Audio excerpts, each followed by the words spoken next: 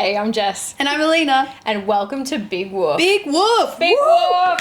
Oh, sorry, dogs. We need to learn. We need an intro that's just a jingle, I think, so we don't bring the dogs over. Let's introduce you to the dogs. This is Vinnie. I don't know how much you can see. Can you come up?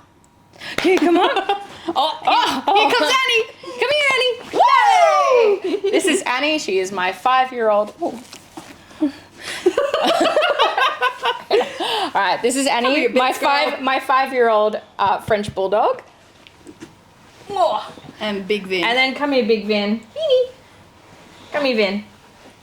All right. This is Vinnie, my English bulldog, and he's 4. And they're gonna snort, oink, bark. Oink, yeah. Grumbles. Yeah.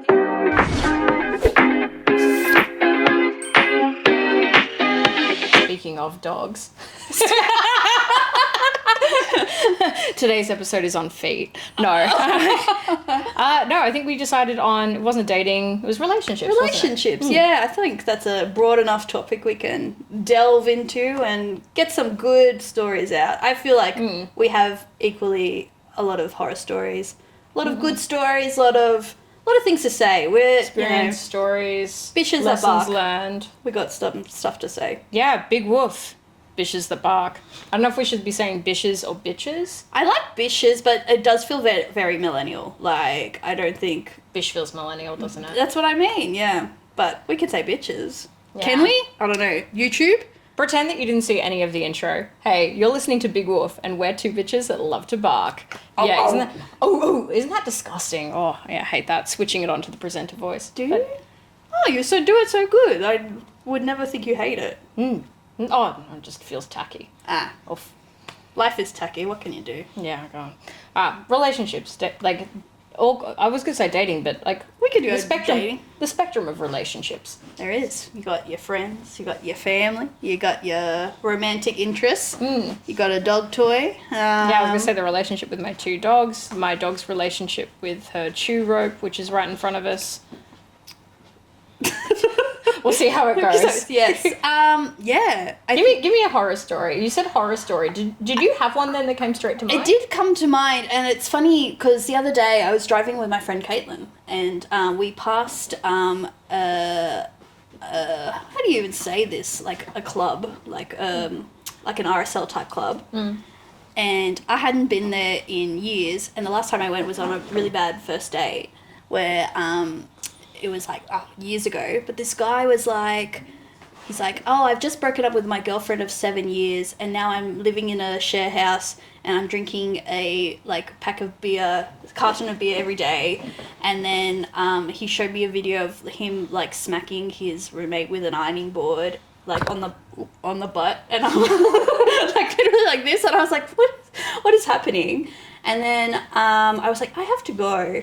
So he walked me to my car and then tried to kiss me, and I was like, my guy, it was insane. How'd you meet? It was like Tinder or something. Like, yeah. But before like Tinder was like just hookups, it was like dating. It was like back in those days. Oh, Tinder's both now. Is it both? Yeah. Okay, there you go. Yeah, it's both. I set your preferences. I think like all of the apps are like that, right? Like even I feel like the hookup ones, like you can still find your true love. Yeah, you can just keep talking. Well, wait, hang on. So you just you talked on a dating app. The first date was at this RSL club. Yeah. He'd been in a relationship for 7 years. Yeah. Wasn't over her, drinking a case of beer every day or carton of beer. Yeah. Whatever was enough to not kill him, clearly. Yeah. And then... Showed you a video of smacking a housemate with an ironing board. And then he's in a share house and he's unhappy. Super depressed. Very much. And then, sorry, I just remembered something else. He asked me had I ever been to hospital. And I was like... No, I was born in a cave. And I was like, yes, I've been a few times. And they're like, what for? And then he was like really interested in my medical history. I was like, I'm gonna go. Like, yeah. It was just odd. It was just odd from start to finish. And then obviously never saw him again. Did you talk to him much like in the app first? Yeah, a bit. And I thought there was like banter and it was vibey. And I was like, oh yeah, like why not? It wasn't like dry. It was just... And he seemed normal in the app? Just normal enough, like... Older or younger? He was about at my age, I think. Okay, so he's super young. Yeah. Yeah. He's a very youthful man. Yeah, just an average 20-year-old. I don't know. I think I'm 20s. 20s.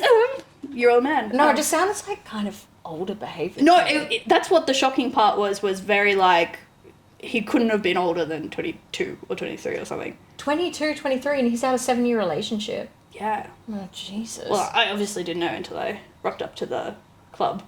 Oh, and then, sorry, it's all coming back to me. He was late, then I had to sign up to be a member because I couldn't get in. I was like, oh, okay, here's my $2 yearly membership fee. Do you still have the membership? Oh, no, this was expired, so I never renewed it because I never been back. Was it local to you? Like no, the RSL? not that far. It wasn't that far. It wasn't... I was going to say, at least you got a membership out of it. Yeah, but it's too traumatic. I couldn't go back. Yeah. So that was the one that came to mind, yeah. That's so good. I think, like, for me, there's just been so many just absolutely bizarre moments. And I have no doubt that I have been, like, not blameless in any of these. But the amount of, like, deliciously awkward, like, just, like, swimming in awkward experiences that I've had with dating. What's the most awkward one you think you have had? I don't know if this is not necessarily the most awkward, but I want to give you the most traumatic to set the scene. I'm ready. I think for me, like, anything else has been an improvement on this. So I thought I was bisexual in high school, was, like, comfortably at terms with my, like, just only same-sex attraction, really. Like, I don't know, I still, like, boys are still pretty, but I've been confident saying lesbian now for quite some time. Okay. When I was, like, 19 actually no, I'll say 21. I think 21. I was like, okay, she's gay. She's gonna go out on the town, and I was openly trying to have, like, more experiences with women. I think previously, like, I'd only really dated men. I think I'd only, like, kissed at, like, maybe 2 or 3 women, like, at parties kind of thing. Yeah. Or, like, and I'll say girls, not women, really. Like, I was very inexperienced, looking to build that experience. Managed to find this, like, woman that was, I say, maybe 2 or 3 years older than me in this club. Everything was going well, kissing on the dance floor, and I was so nervous, and she was, like, so kind, so accommodating, very flirty with me. And I'm the kind of person where, like, a lot of people say they don't want games. I can't have games. If somebody plays too hard to get, like, I'm all for, like, playful flirting, and, like, I know games can have a million different definitions, but if the game is playing hard to get and making me question if you even want me to pursue you, then I'll just tap out. So she was very forward with wanting me, which was, like, so alluring to me. She invited me back to hers, which was close by, and I was, like, frothing with excitement. Was just like, yep, okay, cool, she's a baller. This is going to be a whole new trajectory for me. Ooh. Lights are off in the house. She's got this, like, townhouse place, and I'll spare some details, but TMI, but she was just like, oh, like, you can be a bit rough with me if you want. Even though we're about the same height, I was, like, slightly bigger than she was, and I was like, okay. And I'd, like, leaned her up against the wall, and we'd made just, I think there was, like, a photo. There was a bit of banging. And I think I knocked, like, a photo frame or something, and we'd made, like, just a little bit of noise. And I remember, like, or she, like, jumped up on the couch or something, but we'd made just enough noise. A light turns on upstairs, and I was like, oh, okay, cool. Oh my God. And then I hear this, a baby, a literal baby. No, it's just a full-grown adult going, adult puppy.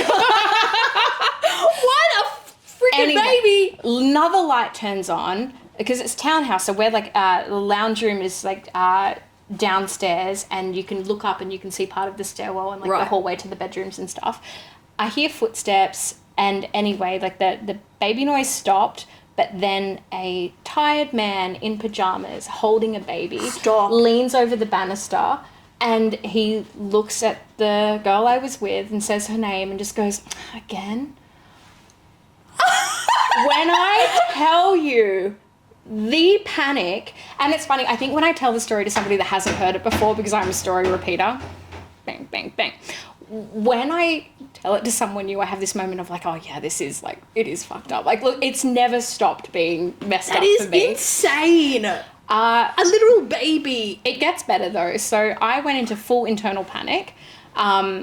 And my only solution, thank God, because this was an era of clubbing, by the way, where, like, we're wearing the Jeffrey Campbell, like, massive stilettos. Thank God I chose Docs that day. I was my grungy little self. I'm full panic. So I was like, well, I need to leave as quickly as possible. And I sobered up fast. Yeah.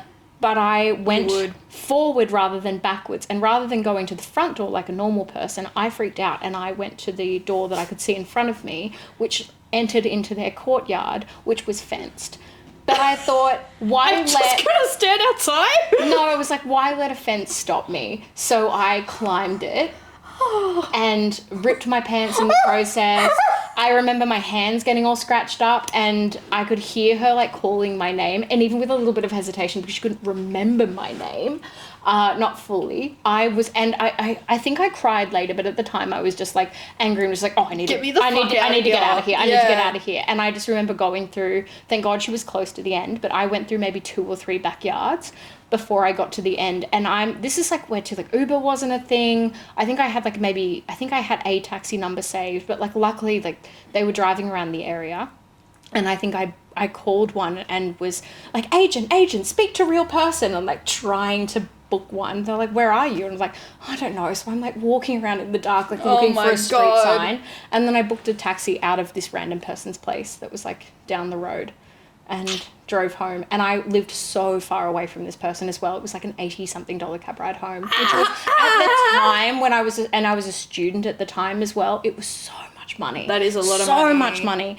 That has been the worst hookup story. And that's the thing, is like that was I think my first. One of my first. Did you like stop for like ages afterwards? I feel like that would scare me off for life, like almost. Do you know what I mean? I think I was just weird enough with no game, because obviously I have a ton of game now, but I think I was weird. I was weird enough with no game that I don't think that I needed to try too hard to tap out. I think I could just go out and have a good night without just being fought over. But it did definitely put me off. Yeah. And to this day, it has set a standard of, I think that's the problem with queer dating, I find, especially because I'm attracted to feminine women, is women are just so friendly with each other. Yeah. And I think women are so open to the concept of being with another woman and not having that like, oh, you know, this is going to hurt my reputation, that women will be so like open and like flirty like in those kind of settings without it necessarily having to mean much more than just, oh, like this will just be a bit of fun. Yeah. Yeah. And it's always just in the back of my mind, even when someone reciprocates a bit of flirting with me, where I'm just like, what is going on? Like, do you have a boyfriend? Do you have a boyfriend at home? Like, do you have a baby at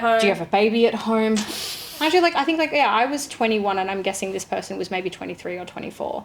That is so And this wild. baby was young. Like I didn't get a chance to meet it, but shake the baby's this hands. is me shaking a tiny little baby's hand. I didn't know how old it was. Like fresh. Yeah, I'm guessing like less than a year. I would say about 8 or 9 months. I would say. I mean, she looked good. Well, clearly. I mean, like, she was cute. Like, you wouldn't know. I assume it was hers. And to be honest, maybe it wasn't. Maybe it was just his. I don't know. But this was a woman and a man with a baby living at home. I'm just obsessed with that reaction of, not again. Like, that is... leaning over the banister, and his, like, immediate response was just being bummed. Yeah, like, disappointed. She'd done it again, like... And for anyone that might be asking, like, what if it was her dad? It wasn't. Like, what if it was her brother? I don't think it was. The age that he clearly was and the tone in his voice. Yeah, it was a couple. Yeah. Yeah. And, like, that's the thing. Like, as a pivot, like, we've heard things about, because I feel like open relationships are more of a thing now. I reckon they must have had either that kind of arrangement. And over the years, I've just filled in the blanks of what I think is, like, been the situation. I would never stop thinking about this. And speculated. Oh, anytime somebody's like, a bad hookup, like, oh my God, he was so drunk and, like, he pissed in the basket in, like, the corner of the room or something, which is gross, but I'm like, I can one-up that. And I'm sure people can one-up me easily, but that was definitely, like, the worst one for me. That is a big one. But, yeah, like, you hear stories of, like, people that have been together for a while, and they still look quite young, but people that have been together for a while, and the man is the one that wants to open up the relationship because he's got somebody in mind. He gets that affair out of his system, or, you know, gets that side thing out. It's all above board. It's all okay because he's said, let's be open. Yeah. She's agreed, but then the world is her oyster. And then all of a sudden it's just, she's able to pick up, put down as much as she wants, really. And then he wants to close it again because it's... all right, we've had our fun, close the gates. We've let enough people in. I didn't think it would go this way. No, oh my God, there's a Trojan joke in there somewhere. Insert the Trojan condom joke in there. No, and I have to speculate that it was just something like that. But why they had the arrangement of it was okay for her to bring somebody into that home, and like this home was comically small for an arrangement. That is crazy. But with a baby, like bring her with a baby. With a baby. With a baby. I don't understand. Yes. How do you feel about like open relationships, like, or the concept in general, or polyamory? Yeah, I mean, I feel it's becoming a lot more common now. Yeah. I am, in terms of like personal for me, I think the kind of situation where I would be okay with it for myself is a version of myself that doesn't exist. Because what a phantom you? What do you mean?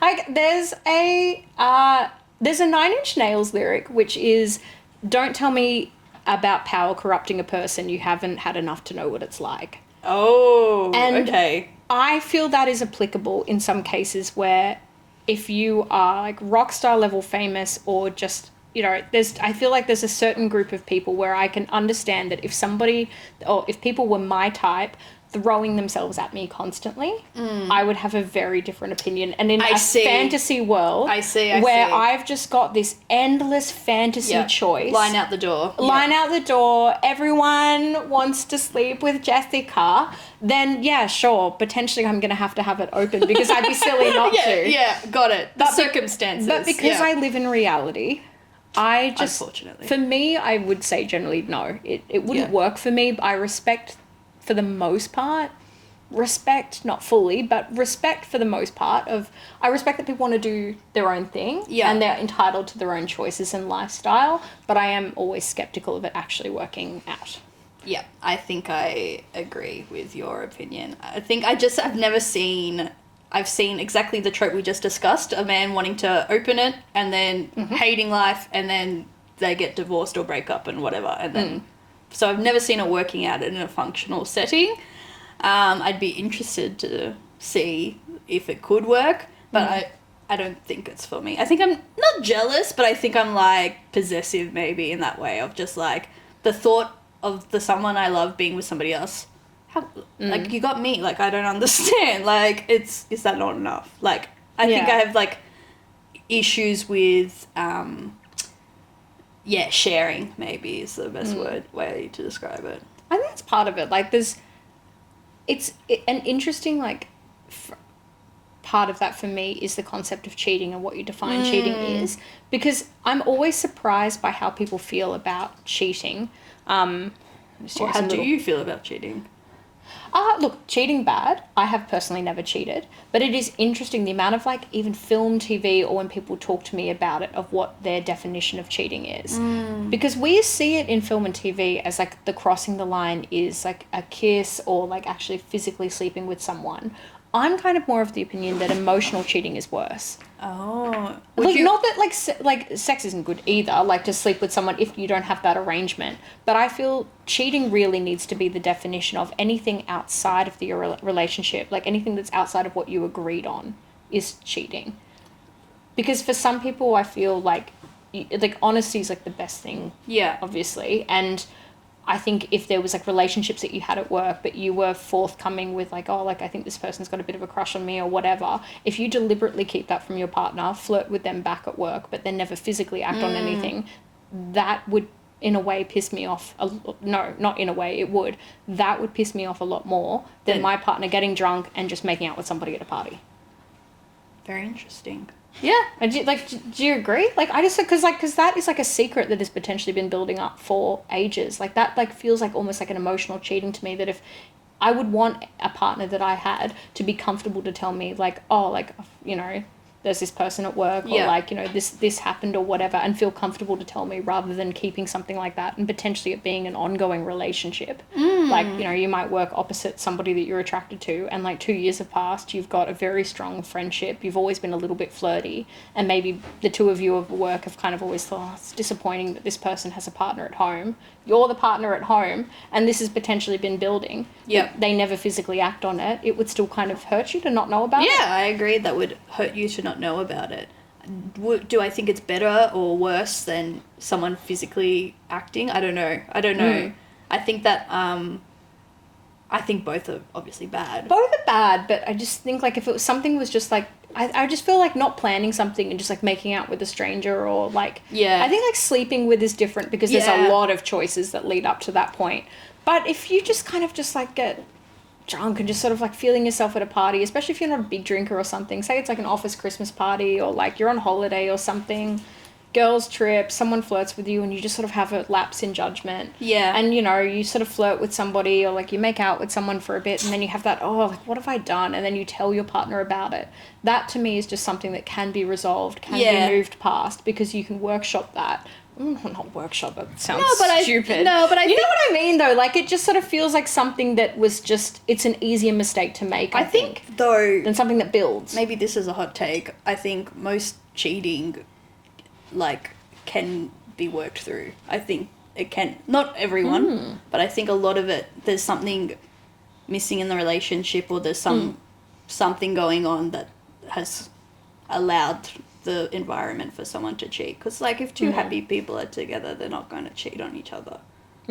So in your scenario, unless it's a scenario of just the line is just constant and it's just this bombardment of I want you, I need you, and baby, oh baby, just as I said, like it's just like, oh look, you know, I think I'm not fully, like, just, you know, if that was the situation and it was just like a blizzard of people that want you. Blizzard, I love that. But that's why, like, if like, you know, like Dave Grohl, like having a kid with somebody else that wasn't his wife, like just I think like, you know, in Rockstar Land, it's normal. It doesn't surprise me in the slightest, where it's just like, you know, like hot model that's multi-millionaire that, you know, is like the top 0.1% of the world's most attractive people cheated on, you know, on their partner. Like, doesn't really surprise me that much. But then on the flip side, you also hear stories about people cheating on the most attractive people in the world, like, and that's absolutely, I think that's really fascinating. Like, you know, famous case Jay-Z and Beyonce. Like, I think and who they cheat with, because that, for me, cheating then is not, it's not about the relationship. That's what like, it's something else is going on,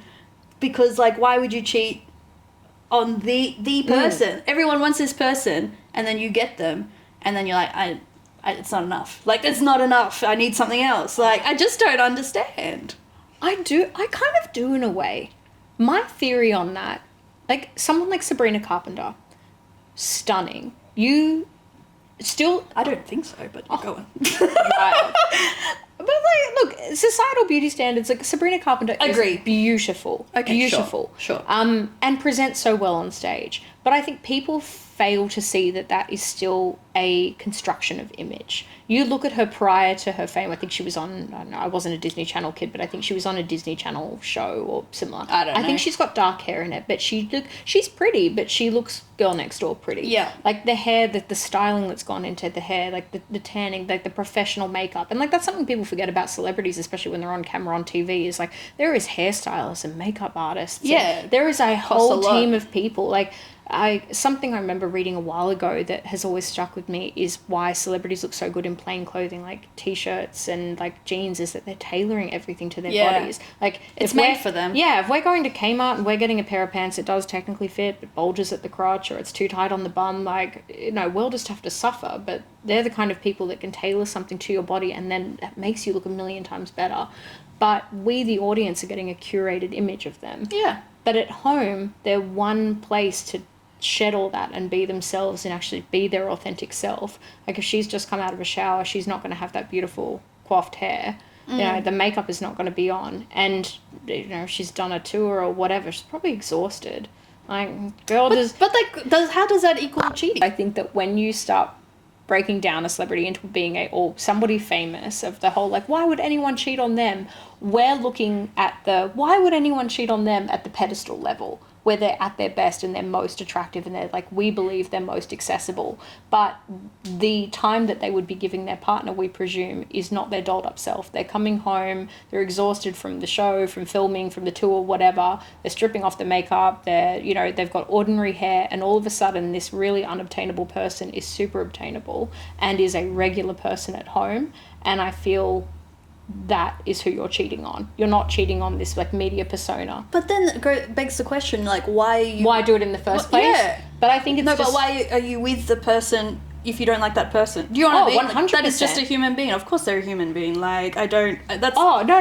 For me, it's a disconnect. Like... No, I just mean because, like, I often see the commentary of, like, she's amazing or he's amazing. Why would you ever cheat on that? Like, look at how beautiful they are. Like, you are seeing a polished, curated image. Like, they're still a human at the end of the day. Yeah. And... I don't know, like, I think, like, Humans that gloss goes, and when you see them for who they are, it's just, they become easier to cheat on. And potentially, they're never home as well. There was always that question, like, and I especially had this when I was younger, of like, oh my God, they're amazing. Like, why would you ever, like, leave them or whatever? Like, you hear of a celebrity couple breaking up or cheating or whatever. And if it's someone especially that you idolize, like, why would you ever cheat on them? It's just like, well, you know, they were on the road. Like, I hadn't seen them in 8 months. Like, and I was like, oh, actually, that makes sense. I'm not saying it's okay, but all of a sudden the whole, like, how could you ever suddenly becomes, oh, that's why. But I feel like you would, like, that's what you're getting into when you sign up for that. You know what I mean? It's different if they, like, become famous as you're together, like, you've been together and then somebody gets famous and then that's the trajectory you have to navigate. But you date a celebrity. Like, I can't fathom a world where people are this silly. Like, do you know what I mean? Like, I'm just like, of course they're, like, on the road all the time. Of course they're a regular person. And then it makes it easier. And then, you know, they're also, look, potentially if it's, like, two, like, really attractive people that the world is talking about and talking about how attractive they are, and maybe they're both at the top of their respective careers, and we've seen this with endless celebrity couples, is just the temptation is just sky high. Too strong. Yeah. Whereas I think for regular people, that pendulum swing of judgment is just so different because we don't have that constant blizzard of temptation. Yeah. To say it again, like, and that's where I suppose in like a fantasy version of myself, I'm just like, oh, I could see it, but it's a version of me that would never exist. And who knows, maybe thanks to this podcast, I'm going to open the door and they're all going to be lining up. But because I'm still at least 1 foot in reality, that part of that is just that temptation. But I haven't cheated on a partner ever, and I think for who I am at my core, I don't think I ever will. Partly as well, just I'm a very honest person. Yeah, and I can't be bothered. Like, I don't understand. Can't be bothered. Like, I can't be bothered. Like, the logistical nightmare of, like, thinking about having to cheat, having to get your lies in order and have, you know, stories straight, blah blah blah. It's not for me. Morally, also, it wouldn't be for me. I'd feel too guilty. But, like, I think logistical nightmare is my issue. The thought of, like, somebody seeing... Oh, I have a story. So, at university, there was a girl I was friends with, and we had a group project going on. And we said, oh, let's meet at this time. We're going to...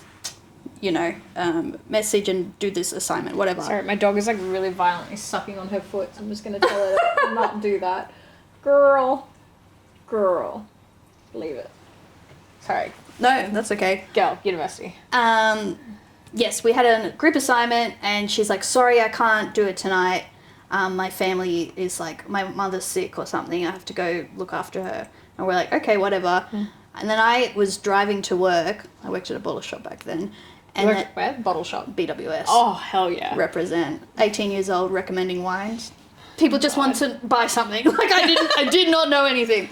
Anyways, driving past, and she was seeing this guy who lived right around the corner from the bottle shop, and I saw her car at the front of his house, and I was like, immediately messaged the other girl. I'm like, oh my God, she's at his house, like, rah, rah, rah. And then destroyed our assignment and our friendship and whatever. But, you know. I wouldn't, bygones be gones. I wouldn't have been able to keep that secret. Oh my God. No, it's a secret. It's like your car's there. You get exposed. And I think people cheating don't recognize it. Like the Coldplay concert. Oh, that is going to go down that's such a good moment. It's a beautiful. Palpably good The moment. reaction, like, it was just the reaction. If you acted normal. What was it? Astronomer? The astronomer CEO and the head of HR was... Because I think there was a HR rep present. I think that was, or was that the assistant? I don't know, just imagine. She was the head of HR. I don't know who else was there. Oh, she was head of HR. She was head of HR. Oh my God. Like, imagine just being a pleb in that office. Like, I think they were still small enough that they wouldn't have had a massive team, but imagine just being a fly on the wall. Yeah. We're still really sucking on that foot. And Annie in the background is chowing down on that foot. Get it, girl. Get it, girl. Yeah, I love too that modern technology has helped with cheating as well. Helped, but also just called people out. Like, I don't use it because running's not in my lexicon, but not yet anyway. It's new year, new me. Yeah, I was going to say 26 is going to be my year. There's only 3 months left of the year, maybe. Who knows? By the time I get my act together. Is it Strava? Strava, the running app. Yeah. I had a friend of a friend, and I'm obsessed with this to the point that, like, the more I tell it, I think, like, as each version goes on, it's going to be, like, my close personal friend. But, no, it's friend of a friend found out that her boyfriend was cheating because he did 20-minute workouts in the middle of the day. And he did those, and she didn't pick up on that, but then she noticed the same heart rate, same length, sometimes like in intervals, was like 2-3 in the morning. At 2-3 in the morning? When she was on work trips. So he stupidly kept his, imagine keeping like smartwatch on.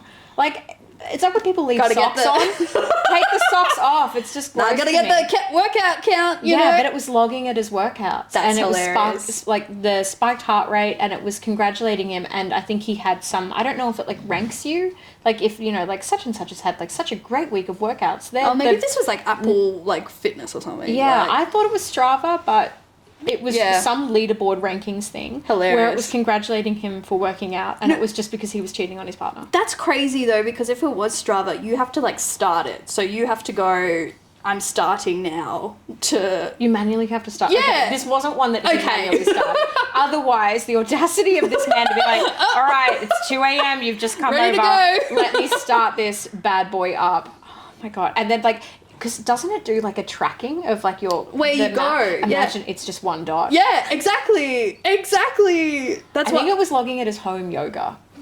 Home yoga at 3 o'clock in the morning. That is something spicy going on there. That's a hell of a way to find out though. Like, but then I think further to that, I'm pretty sure this is the same people. After they broke up, in the aftermath, they were still hooking up. And those workouts were also getting for his new girlfriend, like... It was just his cycle legacy, continues. I guess. But I think I've heard cases too where like smartwatches have come into question where somebody's heart rate's just spiked randomly because it tracks that data for you. Crazy. I'm not a smartwatch wearer. I'm not wearing it at the moment because I don't need to log my steps with sitting down. I love a good smartwatch. But you do? Yeah. But I have a smart dumb watch. My smartwatch is like 10 years old. I have this like secondhand Fitbit and I love it because it doesn't tell me anything outside of the basics, and that's what I want. Interesting. Like, I find it too much pressure. Like, I don't want to be tracked in this way. And my issue is like I forget to start when I do exercise, or it stops halfway through and then I'm like, this is not a complete picture of what I've done. No, I got pissed off because I started doing gym workouts that were like half gym, half swimming. Yeah. And then I was coming home annoyed because I was like, my watch is going to be so mad at me. Like, but little does it know how much I'm doing. Exactly. So maybe I should invest and get a proper one. But anyway. Cheating. But no, look, cheating, in essence, cheating bad. I think some cheating can be funny when it's something like the astronomer thing. Funny. I'll be honest. Because my immediate response was like, I feel bad for the family. Just what a moment in time. Oh, totally. What a moment in time. And I'll be talking about it years from now, I reckon. I'll be like, I agree. Remember that? Yeah. But you can't, like, I just can't get over the reaction. Like, if you get caught with your pants down, you can't react like something's wrong. Do you know what I mean? Like, where's the, like, yeah, because they both broke apart, didn't they? They both, like, hid their faces immediately. Like, it was a big... dramatic ordeal. Yeah. It was if they'd actually just like palmed it off. But you don't think about that. Like you don't, it was just like, that's the thing. We were seeing such a genuine response. I was going to bring up, because I don't know what this is, but you said a word earlier, and I'd like you to tell me what it is. I was gonna save this for my oof. Is it Polycule? It is. Because I'm like, what the fuck is this? I don't know what this word is. I'm really slow with these kind of things, though. Let me give you some context. Yes, please. I wish people well in their private endeavours and whatever makes you happy. But as somebody that is single and queer and on the apps, it is pissing me off the amount of ethical non-monogamy, as somebody seeking a monogamous relationship primarily, but hold that thought, the amount of open relationships, ethical non-monogamy, and just poly people I'm seeing. What is polycule? Like? Yeah, so the context to that is that's sort of why I have like a basic understanding of that world, because I have been forced into it from being pissed off enough of not participating. I thought you meant as I said, to quote Bob Catter, people are entitled to their sexual proclivities.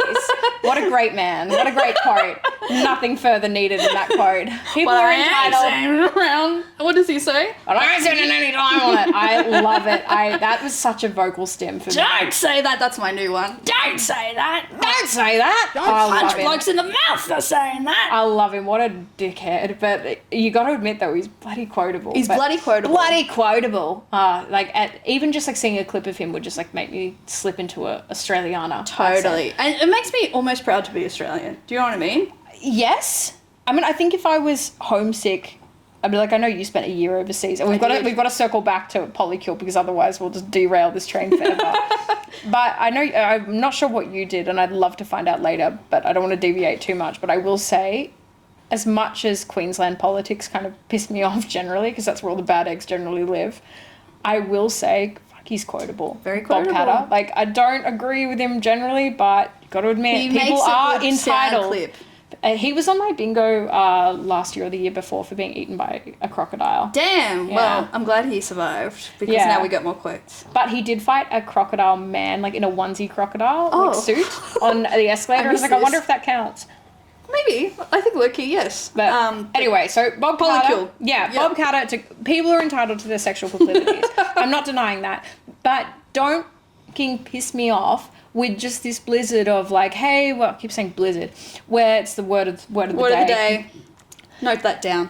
It just became too much. Like, once I re-downloaded the apps and was just like, okay, like, let's get myself back out there, and going through these profiles, and I shit you not, it was like 1 in 3, and then 2 in 3, and then it was 3 in 5 that were just either open or poly or something like that, and it got fatiguing. And doing a bit of research and being like, why is this such a thing? Because like I'd been in a long-term relationship for so long that when I was single again, I was like, oh, I'm going to have to sort of like re-educate myself with dating and like get back into that mindset and just sort of be open, especially being single in my 30s and navigating that. Polycule, as I understand it, is a live-in household dynamic of a polyamorous relationship. I believe it has to be like under one roof. Potentially it's multiple households, but a polycule is just like you might have like 2 men and a woman, or so like a throuple. Yeah, or like 3 women, 2 men, and like as I understand it, I could be wrong. I want to have a look at like what the definition of a polycule is. If I type define polycule, I don't know. I just think a polycule is a network of interconnected, consensually non-monogamous, romantic and or sexual relationships. So it combines poly and molecule. So it's a chemical bond. Chemical bond. We are bonded chemically. Right. Okay. It's a relationship web, if you will. Vomit. For me, I don't... That's hard. That's complicated. It's complicated, but like... It's commune with extra steps. Yeah, I just don't want... like to talk to that many people at my home all the time. Yeah, it just feels exhausting. Exhausting, and then you have to, and then once somebody's jealous or like who's not pulling their weight with the chores, I'm gonna be mad. Like, I just don't. Yeah, not for me. I wish people well. I wish people well, but I am skeptical. On one hand, I think it could be cool. Like, I've heard, I think it's sort of messed up. Not for me. Not cool for me. I'd be a nightmare. They'd kick me out of the Big Polycule House. The Big Brother Polycule House. Oh my God, that should be the next season. Save that for the reality TV episode. Yes, but that should be the next season of Big Brother. My God. Someone write to Channel 7 or whatever. network. It's on now. It's Love Island, but Polycule Island. And they all just get in a relationship with each other. And that's how you win the show, is you all have to be... The biggest polycule. The biggest polycule. The more money you get from, the bigger the relationship. Yeah. And it's how many people you can pull in. I don't know. Oh, God. Oh, I do know, actually. You could just be never ending, though. Oh, snowballs. I mean, that is some of those shows anyway. That is just true. They're all sleeping with each other. Isn't Temptation Island just exactly that? Yeah, or X on the beach and they're all, like, all have fucked or something. Yeah, yeah. Anyways. But it's just that with extra steps. But yeah, as an oof and as just a general ick is the word polycule for me, because it just reminds me of where modern dating, at least queer dating in the slither of my experience that I have seen, is just there's too much of that. I just feel... Not enough romance. Yeah, like bring back yearning. And like yearning seems to be trending. Yes, like, it has. As you know, just finished Heated Rivalry, love Heated Rivalry, and I think one of the reasons that show is doing so well is that, and I know you haven't seen it yet, I haven't. but you will be captivated by the yearning, or at least I hope you will, because it's all about the yearn, and I feel like, you know, the Jane Austen kind of stories, it's like the yearn, like, and women love it in particular, like, I think we don't just want the romance, we just want like this full like spectrum of emotion. Because it's a tension, right? Like, and it's the building of the tension until something happens. And like, show me a scenario where you have that yearn, but it's like 4 people. That just feels... It's impossible! That's impossible, and it's also exhausting. Like, piss off, you've got that time and emotional space. Bandwidth. Bandwidth. Like, I think, sorry, back to the yearning per person, in the polyculeness, is everyone equal, or it doesn't matter? It doesn't have to be, like, I don't think so. I think it can, because there would be favoritism. Yes. In the Big Polycule House. There would be, right? I think it's like, this is where in another life, like, maybe I just need to full, like, Louis throw, like, Stacey Dooley down the rabbit hole. I think you should. And you'd be good at that.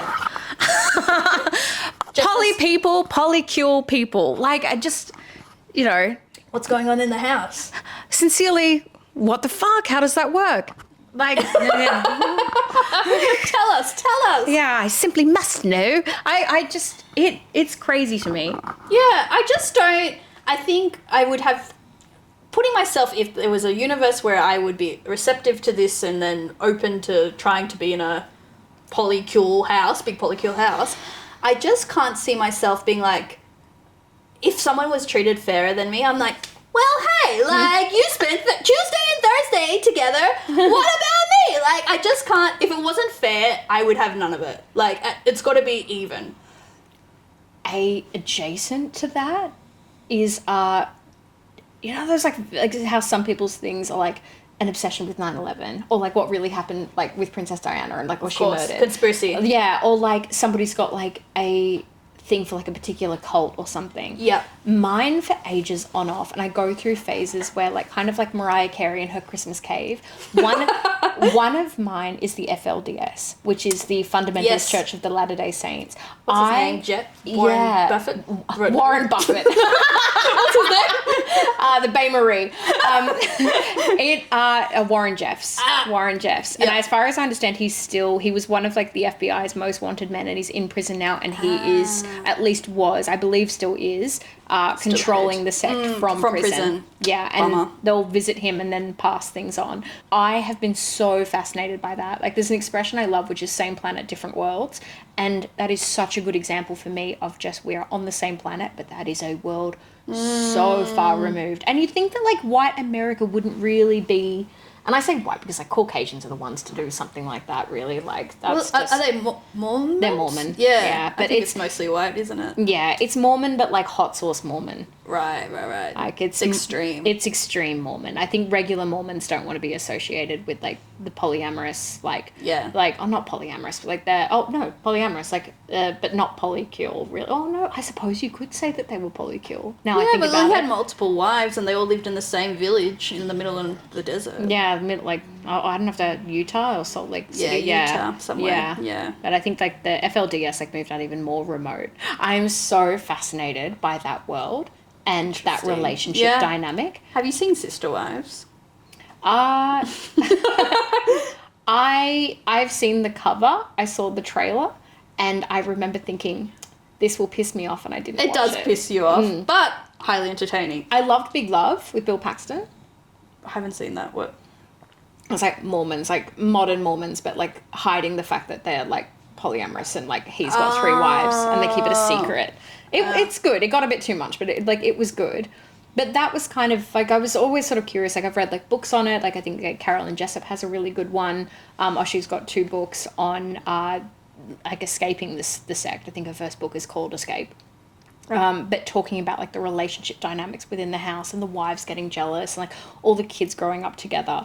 And part of me was sort of thinking that like if you took the religion out of this, like I'm also interested in the dynamics of commune living, of how that would be and how that would function, because sort of like communism, like in an ideal world, it kind of like sounds nice that, you know, everyone helps each other, community, the kids get raised together. And like, I don't come from a big family really. Like I'm mostly just close with my parents and my brother is disabled. So we don't have like a traditional relationship. So I've always been drawn to different bigger families. Yeah, drawn, and like what the dynamics of a bigger family is, and like what, like how it feels, like what it looks like. Yeah. And anytime I like hang out with friends or go to like friends' houses and stuff that do have like the bigger families and everyone sort of gets together, there is part of me that's like, well, the only way I would be able to experience something like this is if I up and join a commune. Like, you pack up the dogs. FLDS, you become a...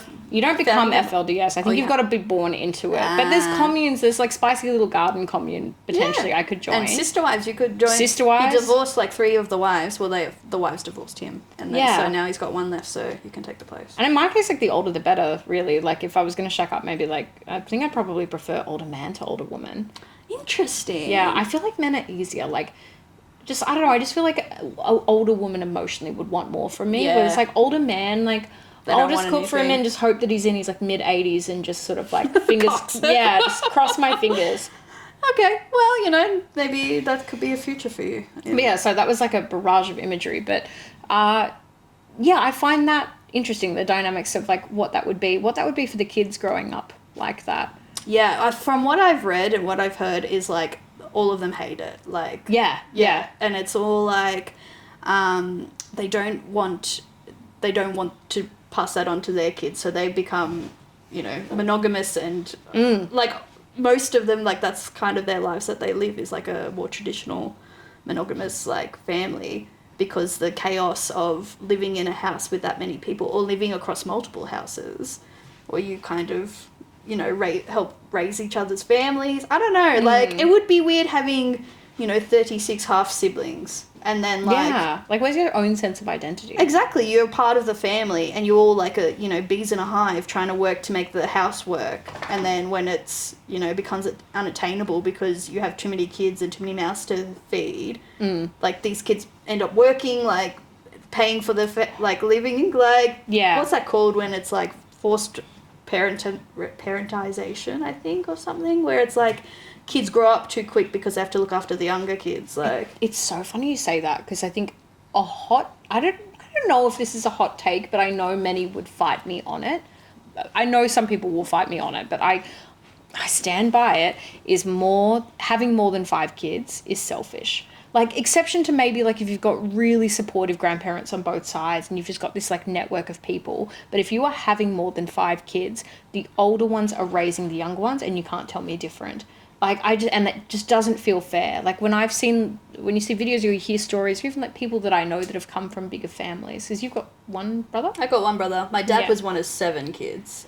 So I think... Wild. It is wild, but maybe in his generation was way more common. Like, not much to do. Like, they just had kids. Like, yeah. And I suppose, like, it was potentially, like, it was easier. Like, okay, I'll preface by saying then I'll change it. I think in current times. Like, I just think it's unaffordable. Like, but that's the thing. And I suppose, too, if you're really well off, chances are you're not just, like, on a farm kumbayaing and, you know, the kids are getting socialised and everyone still gets equal parent attention.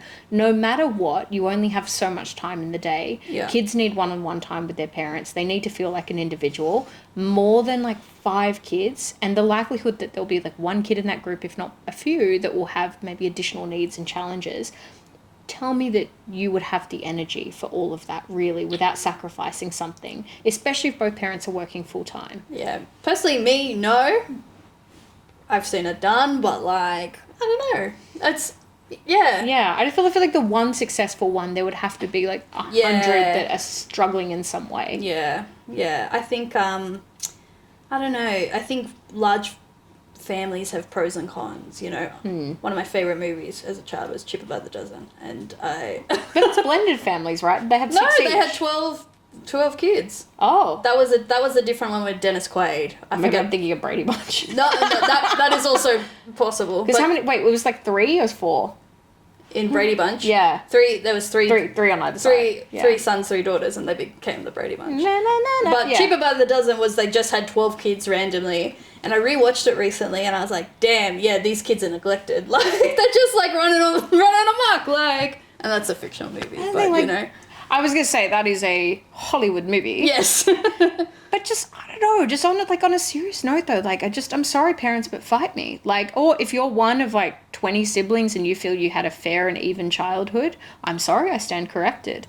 But I would like to hear from them. Yeah, you know, yeah, like... sure. Like, drop me a line. Like, what is it? bigwoofpodcast@gmail.com. Tell me how wrong I am. But I will say on a personal note, even though I don't come from a big family, as the older sibling of somebody who, growing up in a disabled household with my brother having autism and then later schizophrenia and other learning challenges, I can even say the conversations that I've had with my parents, even as an adult, where they have just been so emotionally, physically as well, but emotionally burnt out from his care. I even had a conversation with my mum, I'll say, I know she loves me. We have a great relationship. I love my mum dearly. I had to remind her the other day that other days, like probably about 3 years ago now, I had to remind her to ask me how I was. Sincerely, because it had just gotten to this point where my brother was going through challenges and there was just like one thing after another and it was medical appointments and just carry on. And this is one kid and I'm an adult. Like I wasn't needing school pickup. I was well and truly moved out of home at that point. And I was like, it still would be nice to hear from my parents and to get that call. They were so focused on him for so long and he has been the center of their universe for so long. I know they love me. I know they care. We have a good relationship.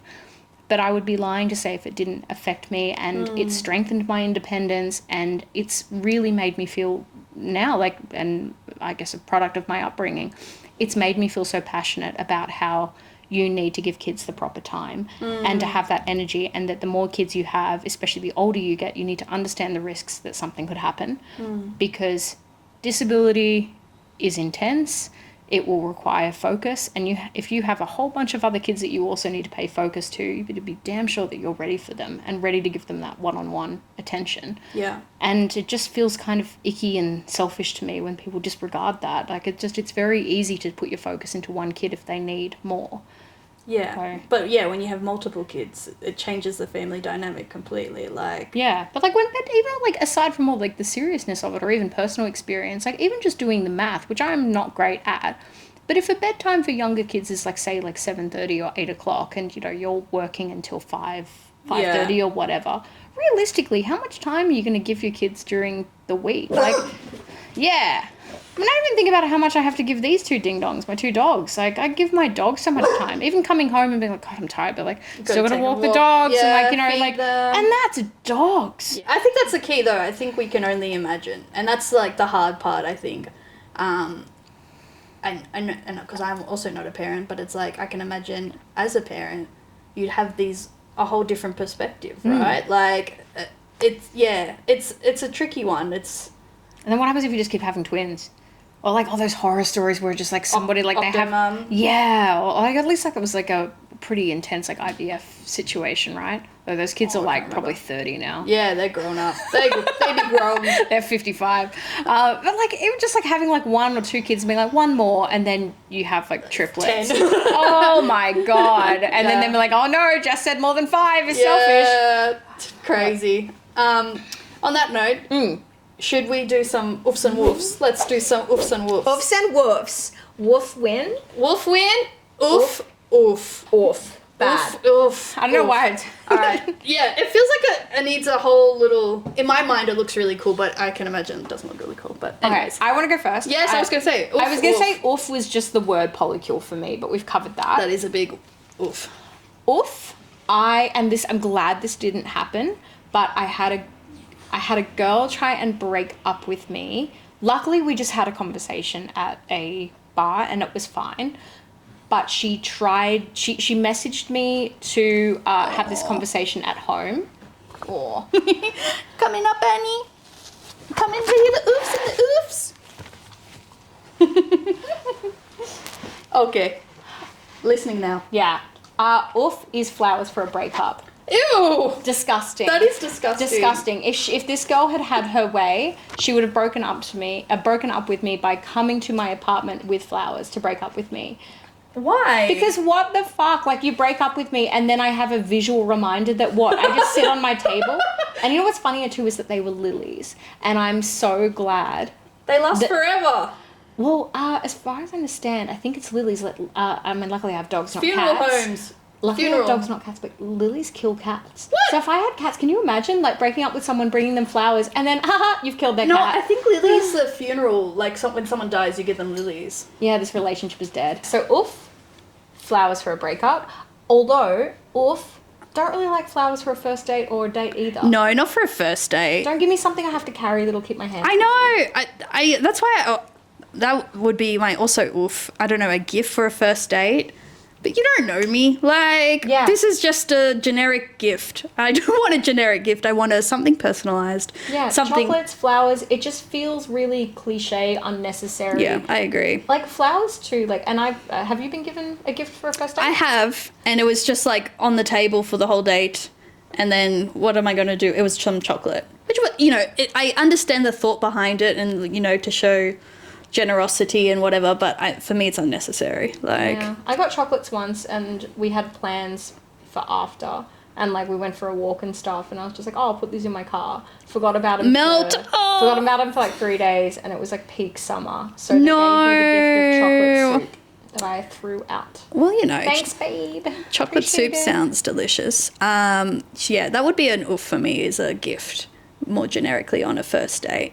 I just don't think they're necessary, but I do like gifts. That's my I like gifts, but I feel like way to beat. Yeah, I love the idea of being generous and like showing that it's thoughtful. All right, a woof, and I think this could be a joint one. A joint woof, if you want, is a gift a few dates in that has a sentimental value. Perfect. That feels like a nice, organic, authentic gesture. Yeah. Like, if to shows that you're listening or like paying attention. Something small that means a lot. Yeah. Like, oh, you know, my trolley token has fallen off my keychain. Buy me a new trolley token in my favorite color or something. Perfect. Or just, you know, I saw this and I thought of you, and it's just a little thing. Yeah, just a little like. A little semblance symbol. Yeah, and something you can just like put in a pocket. Yeah, I don't want a bag, like a gift bag. Yeah. I don't want to carry it around, like... Yeah, for a Secret Santa, I got a giant oscillating fan one year. Oh, that's an excellent gift. Yeah, but we were going out after. Oh, terrible gift. So there's photos of me. There's photos of me in the club with my oscillating fan. That is hilarious. But you know what's adorable, though, is that this person was just like, well, I remember you saying that your aircon wasn't working. Oh! It actually was. It's just the batteries in the remote had died and I was too stupid to know the difference. Oh, my God. And I even went to a professional. Like, I went to a Mr. Get a quote. To get them to fix the remote because I thought the remote was broken. And then they flicked the extra part of the plastic cover and showed me two triple A's, and I've never felt more stupid. No, it's a lie. I felt more stupid. I've definitely felt But more I like stupid. blamed someone imaginary and laughed and walked off. But I was like, kill me. Yeah. But yeah, like a wolf is just like a nice, authentic gift. Yeah, and don't give me a big bouquet that I have to carry around and it feels impersonal. And I think that's a good point. It feels impersonal, but it also feels like this could be anyone. Like, it doesn't feel doesn't give me the sense that you actually like me. It's just like you just giving me something because it's like customary or you think you should do it as opposed to you actually wanting to do it. Yeah, like it's... Yeah. The wolf, wicked wolf. Win Woof. A win wolf. WW. Win wolf. That's what I was trying to do and it wasn't coming for me. A win wolf for me, I think, in terms of relationships, I think when, as we said, when you have that closeness with someone where everything's all bets are off, all your shields are down. You are your most authentic self. And I feel like that brings out the most beautiful, authentic relationships in friends, in romantic partners, in family. Like, I think you can be authentic self uninhibitedly. Is that a word? Inhibitedly? Nice. What's the love story quote with like, love means never having to say your story? It's like, love means never having to say uninhabitably? Uninhabitably? Is that a word? That is a dance. That is none of my business, that word. Yeah, I don't want to know her. Anyways, I feel like myself going redder. Thanks. Relationships will make you feel that way. Yeah, you feel in love and then you get red, and that's the circle of life. I think the biggest wolf is these two, I think. I try and get Vinnie to jump up. The big wolf. That is 30 kilos in my body that I probably don't need right now. But yes. Thanks for watching. Thanks for listening. Thanks for listening. We are Jess and Alina. We love you. You're watching Big Woof. Thanks for tuning in to Big Woof. We are Jess and Alina. Make sure you follow us on socials at Big Woof Podcast. Don't forget to like, comment, and subscribe. Thanks for listening.